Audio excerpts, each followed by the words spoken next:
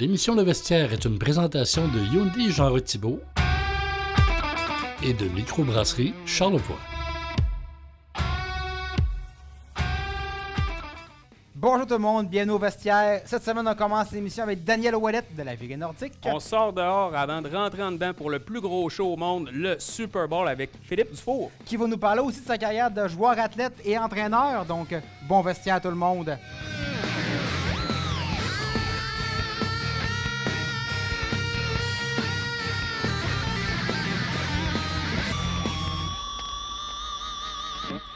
Aujourd'hui, au Vestiaire, on sort jouer à l'extérieur et c'est un immense plaisir de recevoir Danielle Ouellette, qui est la cofondatrice de la Virée Nordique. Madame Ouellette, bienvenue au Vestiaire. Merci, Merci bonsoir. d'être là. 10 ans, c'est pas rien.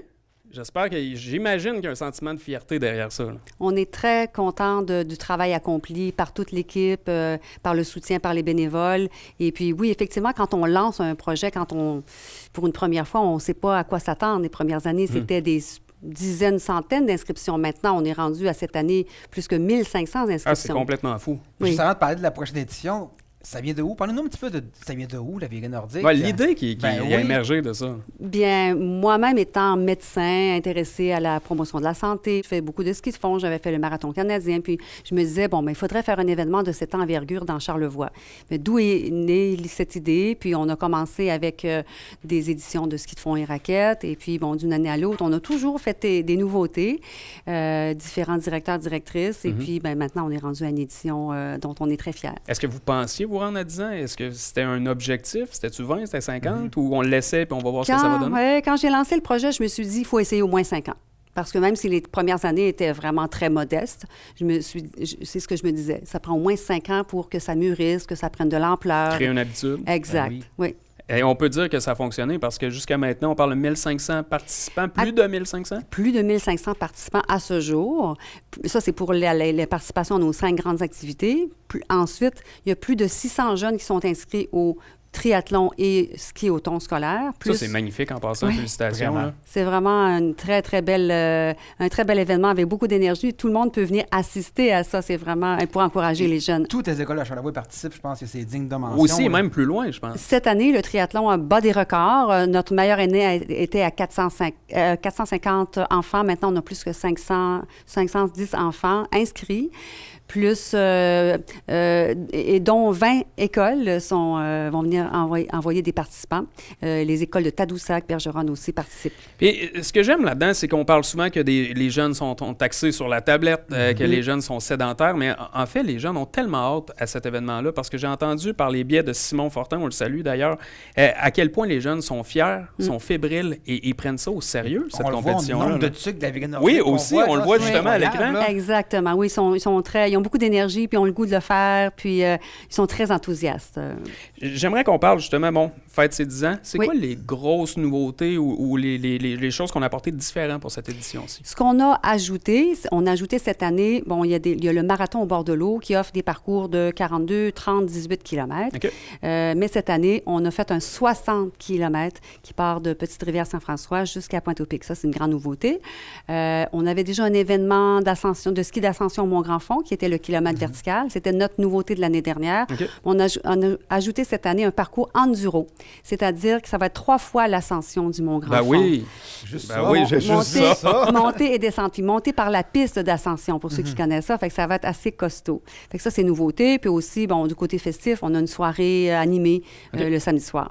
Wow. Et j'imagine que c'est comme chaque année, les inscriptions, ça s'envole excessivement rapidement. La journée de l'inscription, on a eu 1000 inscriptions. C'est incroyable. C'est incroyable. Et puis, bon, voyant ça, on a modifié un peu, aménagé, disons, nos parcours. Il reste encore de la place pour le 30 et le 18 km pour le dimanche. Il reste encore quelques places pour la course du Yéti, 5 et 10 km dans la vallée des Glaces, c'est-à-dire au Haut-de-Gorge. Puis, quelques places aussi là, pour l'ascension du Mont-Grand-Fond. Bien sûr, l'ascension du Mont-Grand-Fond, il y a des prix pour le gagnant, mais il faut voir ça du point de vue participatif. Ah, Juste entièrement faire d'accord. l'expérience, ça vaut la peine. Et puis aussi voir, parce qu'il y a vraiment des champions qui sont venus connu, par exemple, au kilomètre vertical. C'est extraordinaire de les voir, mais il ne faut pas se sentir moins bon parce qu'on le fait après ou qu'on le fait en 2 fois plus de temps. Là. Ben, une personne qui le fait, respect en partage. Exact. Je veux dire, il y en a plein qui le feront pas. C'est l'objectif. Comme nous autres. Je vous invite à venir. Le but étant la participation. Ouais. On a mis quelques activités pour qu'il y ait un peu plus d'intensité pour remettre des médailles, mais la plupart, là, c'est vraiment participatif. On parle de l'activité physique, mais au-delà de l'activité physique, il y a l'expérience de la vegan nordique aussi. On parlait entre autres du marathon du Yéti qui va se dérouler dans le parc des Hautes-Gorges. Parlons un peu de l'expérience particulière que la Virée peut apporter, parce qu'on a quand même des décors. Les images, là, on le voit depuis tantôt, c'est complètement magnifique. C'est la plus belle place. Là. Charlevoix, c'est déjà une beauté. Puis un des objectifs de la Virée nordique, c'était aussi de faire découvrir les beautés de Charlevoix. Alors, nos participants qui viennent de l'extérieur, Québec ou Montréal, on a même 2 personnes de la France et une personne de l'Ontario. Nos participants sont de 2 ans à 89 ans. Wow! Alors, donc, les gens viennent pour découvrir les beautés de Charlevoix. C'était donc, je disais tout à l'heure, un de nos objectifs. Et ça fait aussi comme une retombée économique. Les gens viennent passer fin de semaine, viennent ici. Mais si on vient au paysage, c'est sûr que... C'est des cartes postales à chaque fois. Oui. Il y a la partie au bord de l'eau, qui est notre marathon, divisé en plusieurs sections, et la partie Vallée des Glaces, dans les Hautes-Gorges de la rivière Malbaie, qui est gelée l'hiver. Donc, il y a le parcours de ski de fond qui est très bien aménagé. Mais là, cette année, on vous l'assure, le retour va se faire par la rivière. C'est pas toujours possible. Il y a des fois, c'est très vanté. On le voit cette année, il n'y a rien de normal. C'est ça. S'il fait assez froid, la rivière gèle. Donc, imaginez-vous, on a un excellent parcours de ski de fond, mais le retour se fait sur la rivière dans un décor absolument phénoménal. Puis au Mont-Grand-Fond, l'expérience aussi est très, très belle en termes de paysage. Vous avez parlé de 2 à 89 ans. Ça ressemble à quoi en proportion, les gens de Charlevoix versus ceux qui viennent de l'extérieur? On parle-tu d'un 50-50? Je ne vous demande pas de quoi de précis, mais en général? Bien, ça dépend. Les activités pour les enfants, c'est 100% des gens de Charlevoix, c'est sûr. Le triathlon pour les jeunes du primaire et secondaire. Et le ski au thon, qui est nouveau de l'année passée, pour les jeunes du secondaire et cégep. Ça, c'est vraiment des gens de Charlevoix. Mais pour nos grands parcours, on a certainement... 70% des gens, 80% des gens de l'extérieur qui viennent dans Charlevoix. Et ça fait rouler l'économie. Exactement. En terminant rapidement, j'imagine que... On a le 9 qui est le triathlon scolaire. Le 9, c'est le triathlon. C'est la fermeture des inscriptions. Il y a encore, comme je vous dis, des places. Il y a encore quelques jours. Après ça, la fin de semaine vraiment animée, c'est le 17, 18, 19. Le 17, il y a une conférence avec François-Guy Tivierge, qui était notre premier président d'honneur, qui est vraiment intéressante. Il va raconter ses aventures. Je crois. Oui. C'est ça. Et puis, ça s'adresse à tout le monde. Tout le monde peut s'inscrire sans être nécessairement participant de la Virée nordique. On fait aussi un dernier appel aux bénévoles. Oui, je l'ai mentionné. On a vraiment encore besoin de gens. Là, ça va bien, on a des très bonnes équipes, mais c'est un grand événement qui s'étale dans plusieurs secteurs. Donc, on a besoin de monde. Puis, nos bénévoles, on leur donne aussi une priorité d'inscription pour l'année suivante, ce qui est quand même pas négligeable. On leur donne une tuque, le repas lors de la journée, puis des remerciements. On gâte nos bénévoles. On les remercie. Pour tous les détails? Pour les détails, virénordique.com. Pour les dernières inscriptions, si vous voulez, ou si vous voulez vous inscrire comme bénévole, on vous attend. Merci beaucoup. Merci, Mme Ouellette. Merci beaucoup. Nous, on rappelle aux gens, sortez dehors, c'est le temps d'aller à la Virée nordique, de vous inscrire. N'oubliez pas. Et nous, on se revoit après la pause avec Philippe Dufour. On parle de football.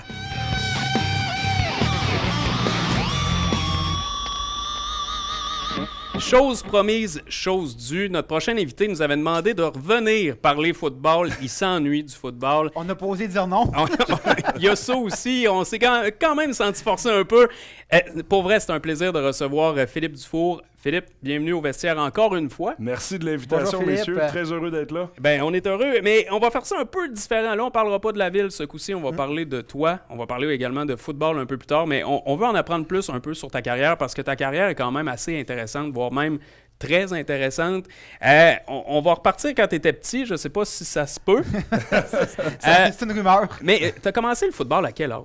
Moi, j'ai commencé le football, secondaire 1, l'âge de 13 ans, là, au niveau... j'étais à l'Académie Saint-Louis, sport-études, un programme à Québec, là, lors de ma première année, juste avant mon retour à Baie-Saint-Paul, où j'ai poursuivi le météore de la polyvalente de Saint-Aubin.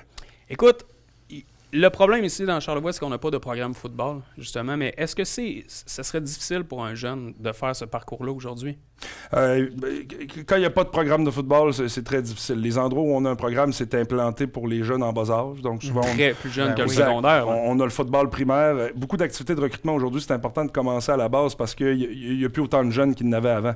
Il y a eu une année, il a fallu prendre des mesures au niveau du RSEQ pour sauver ce sport-là. Au niveau juvénile, on a vu l'avènement du juvénile à 8, juvénile à 9. Il n'y avait plus assez de joueurs dans les équipes. Fait que c'est évident que c'est difficile pour un jeune qui voudrait percer quand il n'y a pas les programmes proches de la maison, c'est sûr. Ta carrière dans le football s'est déroulée en 2 temps. Il y a la partie sport, que tu étais athlète, la partie entraîneur. Exact. On vient de la partie athlète, donc tu as commencé à l'Académie Saint-Louis, tu as joué pour les Météores au collégial, ensuite tu t'es dirigé vers quel endroit? J'étais pour le cégep François-Xavier Arnaud à Québec. Où, on sentait que c'était la crème de la crème à l'époque. Ouais, dans le temps, c'était le vrai 3A. Là. Ouais. C'était dans le 3A. Ouais, dans le temps collégial 3A, il y avait seulement un programme 3A. Là, à Québec, c'était les élans. Les autres, c'était plus dans la région de Montréal. Donc, c'était la Ligue élite dans ce temps-là. J'ai évolué là pendant 3 ans. Quelle position? Joueur de ligne offensive. Je suis arrivé, moi, au Cégep Garneau comme joueur de ligne défensive. Première année, il y avait un monde de différence entre la polyvalente à Baie-Saint-Paul puis un programme d'élite comme ça. Donc, première année, très grosse adaptation. J'avais toujours joué sur la ligne défensive, moi, à Baie-Saint-Paul. Je suis quelqu'un qui, tu sais, je suis grand. Vous le savez, vous l'avez dit tantôt. Ligne défensive, c'est une position, il faut que tu sois très bas, que tu te fasses petit. Tu te fais beaucoup reculer par les joueurs de ligne offensive. Le ballon est très important. C'est quelque chose, j'avais de la misère un petit peu avec cet aspect-là, rester bas, avoir des bons angles, etc. Puis quand j'ai fait le switch, c'est mes entraîneurs qui m'ont proposé, hey, on a des postes ouverts sur la ligne offensive, veux-tu l'essayer? Puis là, je suis tombé là, très à l'aise, je suis tombé partant très rapidement aussi, puis je suis vraiment tombé à ma place. Là. On parle du vrai 3A, mais est-ce que c'est difficile pour faire le parcours académique et sportif? Ah, oui, ça demande énormément. Là. Les saisons de football en tant que telles, c'est très intense. C'est pas pour rien qu'on les appelle les étudiants athlètes. Hein. Ça vient ensemble. Puis, c'est des programmes qui sont très bien encadrés. De plus en plus dans les cégeps, vous avez des entraîneurs à temps plein, différents des programmes. Encadrement académique, suivi en psychologie sportive, etc. Donc, les jeunes sont très bien encadrés. Les outils sont tous là pour réussir. Mais évidemment, tu peux pas avoir un emploi là, pendant que tu joues au football. Tu peux pas travailler les fins de semaine. Tu as des choix à faire, vie sociale, etc. Ça demande beaucoup. Puis réussir à l'école, c'est pour ça qu'on voit souvent un programme qui se donne en 2 ans au cégep. Les athlètes vont le faire en 3 ans, même extensionné sur 4 saisons.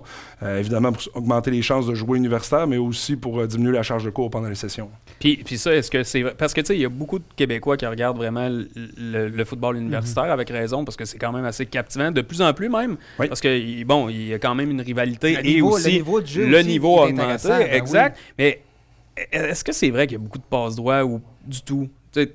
Au niveau des athlètes? Exact. Je dirais pas passe-droit. Est-ce qu'il y a des avantages et des privilèges? Ça, c'est évident. Là. C'est normal. C'est normal. Puis on parle de football, mais peu importe le sport. Je pense que quand tu es un étudiant athlète, tu es privilégié, que ce soit au niveau des installations sportives, que ce soit au niveau de l'encadrement, des ressources disponibles, du personnel physiothérapie, du personnel. Fait que mais tu travailles en conséquence aussi, par contre. Exactement. Puis pour atteindre ces privilèges, je peux dire là, tu as des résultats académiques à maintenir et sportifs, évidemment. Ça ressemble à quoi un entraînement? Là, on parle juste 3.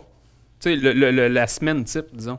On parle pas juste 3. Que ce soit les 3 divisions au football collégial, c'est tout le même genre d'encadrement, c'est tout le même genre d'heures d'entraînement. Les joueurs, là, il n'y a pas une grosse différence entre première, deuxième, troisième division. La différence est au niveau du nombre d'athlètes que tu as dans ton équipe. Okay. Au niveau, par exemple, d'une équipe qui va être dans la division 3, cégep plus éloigné, tu vas avoir beaucoup moins d'athlètes dans l'équipe, donc moins de profondeur, etc. Mais les universités vont autant recruter dans les 3 programmes, puis la structure d'une semaine se ressemble beaucoup. Semaine type, là, c'est à tous les jours. Entraînement à tous les jours. Ça peut ressembler, par exemple, le match est souvent le samedi au niveau collégial. Donc, le dimanche, c'est off normalement pour récupérer. Lundi, ça peut être, c'est là qu'on commence les meetings vidéo. Ça peut être un entraînement de récupération en piscine, yoga, etc. Mardi, mercredi, jeudi, c'est vraiment les gros entraînements de la semaine. Fait que oui, meeting vidéo, mais aussi récupération physique avec les pratiques sur le terrain, avec les scouting défensifs, offensifs. On se prépare pour le match qui s'en vient avec le vidéo de l'autre équipe. Puis les matchs le samedi, là, c'est pratiquement 7 jours sur 7 pendant la saison. Là, tu as joué pour les Allants. Tu as joué 1 an aussi pour l'Université Laval. Oui, exact. Comme réserviste, si je me souviens bien. Oui. Puis, comment tu as fait le changement de joueur à entraîneur? Joueur-entraîneur, ça s'est fait assez naturellement pour moi. Moi, suite à mon parcours à l'université, j'avais refait, moi, une technique d'intervention à loisir. C'était à Rivière-du-Loup à l'époque. Okay. Puis j'étais juste à côté d'une équipe collégiale, justement, qui était les Gaulois du Cégep de la Pocatière. Okay.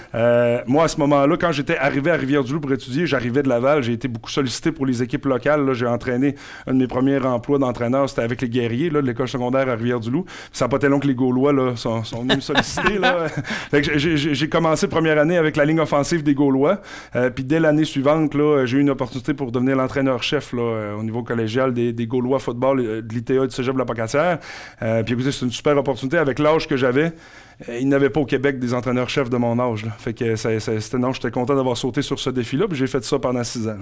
Quand même. Quand même. Tu t'ennuies encore du football, j'imagine? Ah, c'est sûr. Depuis que j'entraîne plus, depuis que je suis joueur, j'ai jamais autant regardé à NFL. Fait que je suis content de pas venir en parler. C'est ça que ça fait quand t'as du temps de libre. Il n'y a pas de doute, il est qualifié pour être notre expert maison football.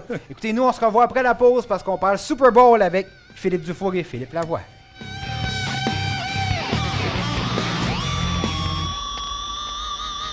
De retour au vestiaire pour parler Super Bowl avec, entre autres, notre expert maison, Philippe Dufour. Le meilleur. Exactement. Il a passé le test facile. Le vestiaire approuve. Écoute, on a eu un point. On va commencer par le match Chiefs-Bengals.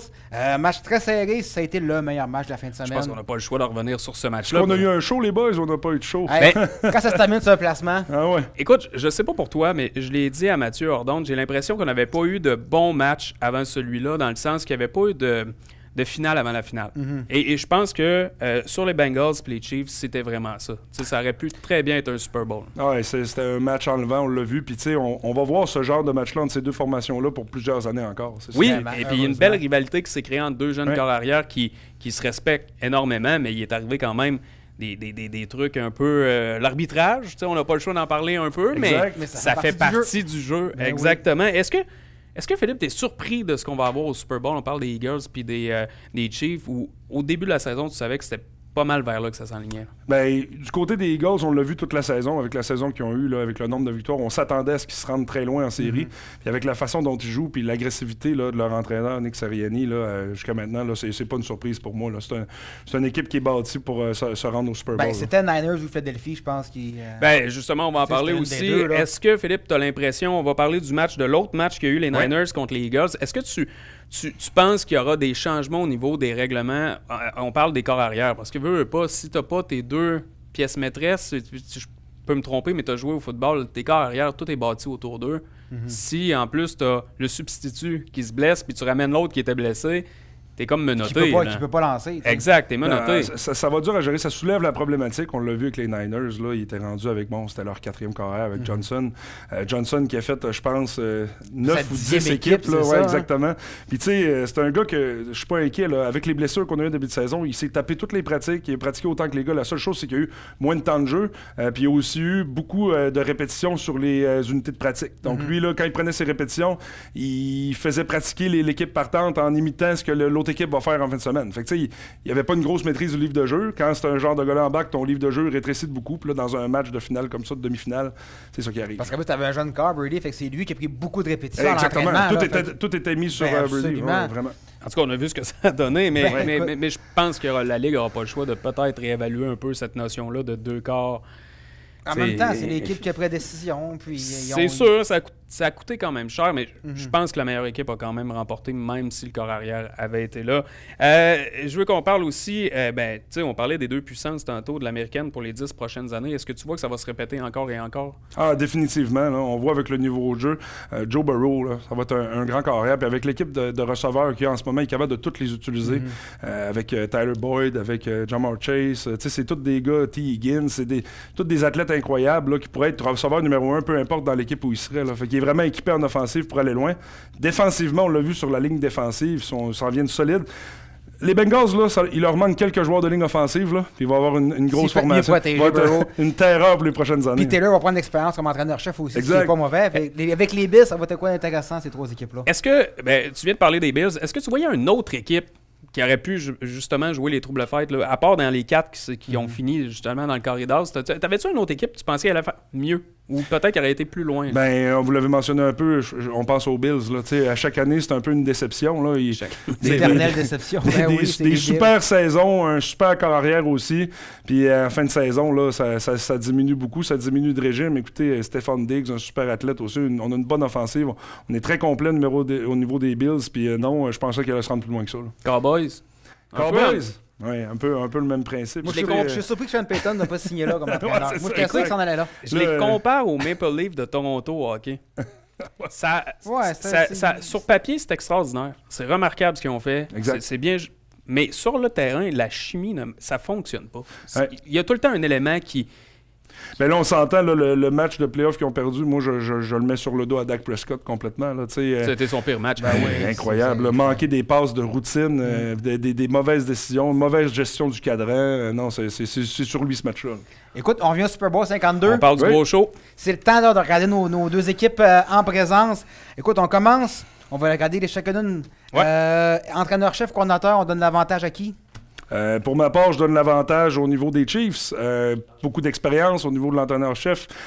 Ça fait plusieurs années qu'il est dans cette ligue-là. Il a été au niveau des Eagles. Maintenant, il est avec les Chiefs. Donc, un grand stratège, on le sait. Il nous sort tout le temps des jeux spéciaux, très calme, très bonne gestion de jeu, très bonne gestion du cadran. Donc, je donne l'avantage aux Chiefs. Cette année, je trouve qu'il s'est rapproché de son équipe. C'est juste peut-être les médias qui ont bien fait leur travail de marketing. Mais tu sais, on le voyait après les matchs. Il était avec les gars. Il s'amusait. Il a reçu un burger un spécial. Il a l'air d'avoir du fun cette année, plus que les autres. Et 2 semaines pour Andy Reid pour préparer un match, c'est une éternité. Exactement. Pour lui. Il t'en prépare des séquences. Là. En attaque, ça ressemble à quoi l'avantage? En attaque, si on parle d'expérience, j'y vais pour les Chiefs. Patrick Mahomes, ça fait 5 ans consécutifs, je pense, qu'ils seront championnat de conférence. Par contre, là, avec ce que j'ai vu de la saison, j'y vais avec les Eagles et Jalen Hurts.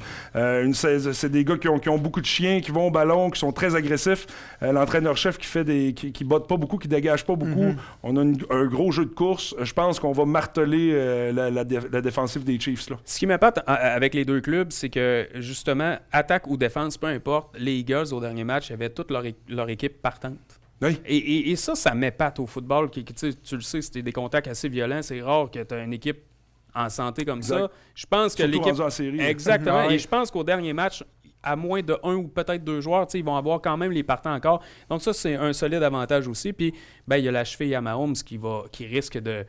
Ça passe, ça casse. Moi, je pense que c'est là que ça va se passer. Écoute, aussi, la ligne offensive de Philadelphie va l'attester dès le début du match. C'est le plan de match, je pense. Oui, exactement. On va limiter. De toute façon, Mahomes, il ne courra pas beaucoup. Il va être limité. On ne voudra pas qu'il sorte. On va vouloir protéger sa cheville.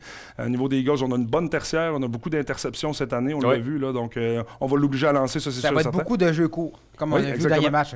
À la défense? Défensivement, moi, je donne l'avantage aux Chiefs de Kansas City. Pourquoi?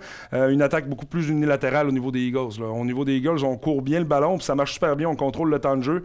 On est plus limité au niveau de la passe. On l'a vu dans les derniers matchs. On n'a pas passé beaucoup le ballon. On est chanceux de Jalen Hurts, il est capable de courir, il est capable de bouger. C'est ça qui les aide. Mais on s'en attend du côté des Chiefs. Là. Ça fait que je pense que je donne l'avantage à la défensive des Chiefs. Gars, on va y aller tout de suite dans les unités spéciales parce que je pense que ça va être la même réponse aussi. Exactement. Écoutez, vous de votre côté, unité spéciale, Mathieu? Écoute, moi, honnêtement, je suis un peu ambivalent. J'aurais tendance à favoriser Philadelphie. J'allais du même côté. Moi, je pense que Philadelphie va sortir excessivement fort puis on va vraiment tester tout. Les retours de beauté sont quand même assez dominants aussi. Ouais. Il y en a eu plusieurs cette année de la part des Eagles. Est-ce qu'il y en aura? Écoute, tu le sais, il y a du vidéo. Des stratégies, il faut que tu sortes vraiment le cartable puis tu le mettes à côté. C'est l'heure de sortir tous tes jeux. C'est ça, c'est maintenant ou jamais. C'est là que ça se passe. Tous les jeux que tu as pratiqués toute l'année puis que tu n'as pas sorti, tu voulais pas le mettre sur les bandes vidéo pour les autres équipes. Là. Et les avantages de Reid qu'on mentionnait tantôt, qui est là depuis longtemps, c'est un vieux de la vieille il y a 2 semaines, mais l'autre bord, on le connaît, oui et non. Il y a quand même de la place pour épater le monde puis de sortir des gros. Donc moi, je pense une spéciale. Il y a les athlètes pour le faire aussi. Écoute, ça ira des Eagles. Toi, c'était les Chiefs de ton côté. Pour les unités spéciales. Unité spéciale, les Chiefs de mon côté. Chiefs de ton côté. On termine avec les impondérables. La cheville à Mahomes? Écoute, je pense on n'a pas le choix. Là. Je pense que c'est un consensus ici que la cheville à Mahomes va être garant du futur pour lui. Il dit qu'il est super bien, on l'a vu. Je pense que malgré tout, il n'a pas été si testé que ça au dernier match. Il s'en est quand même bien sorti. Il a eu quand même une bonne défensive. Il ne s'est pas fait toucher si violemment que ça. Exact. Il y a eu des jeux faits en conséquence, excuse-moi, Philippe. Il n'y a pas de problème. Côté des impondérables, là, j'irais un peu avec le momentum que les Chiefs traînent depuis que les Eagles traînent depuis les dernières semaines. Là. On a un momentum, on a une énergie, on voit la ligne offensive des Eagles est dominante, on n'accorde pas de sac du corps pratiquement. On a justement le frère Travis Kelce qui est là comme centre, Ça, Jason c'est Kelce. excessivement le fun à voir, là.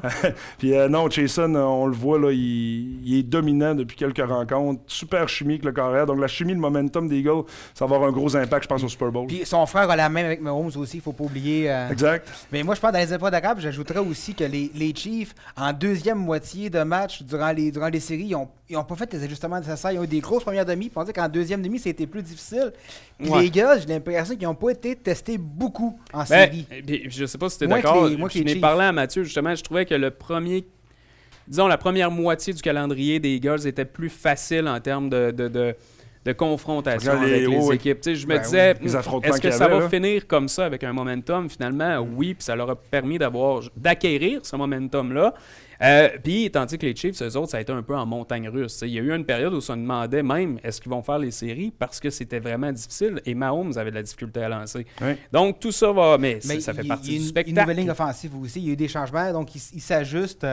Là, Mathieu, on embarque dans le gros fun. C'est là que ça compte. C'est là que toute notre crédibilité. C'est là qu'on sort des prédictions C'est- puis c'est qu'on exactement. ne regarde pas l'épisode après le Super Bowl. C'est hein. exact. Et Mathieu, mais tu C'est vas là qu'on voir, se mouille. Mathieu, il va te le rappeler. Il te le rappelle à chaque fois. Regarde, la dernière fois, je me suis planté au complet. Écoute, première la plus facile, qui va gagner selon toi le Super Bowl? Moi, je mets les Eagles. Veux-tu un pointage aussi? Ah ouais, donc. Eagles 31-27. Ouais, je vais pour ça. Ben écoute, moi, je Donc. l'ai dit, puis ça fait depuis maintenant quasiment une semaine, je le dis, 37-34 Eagles.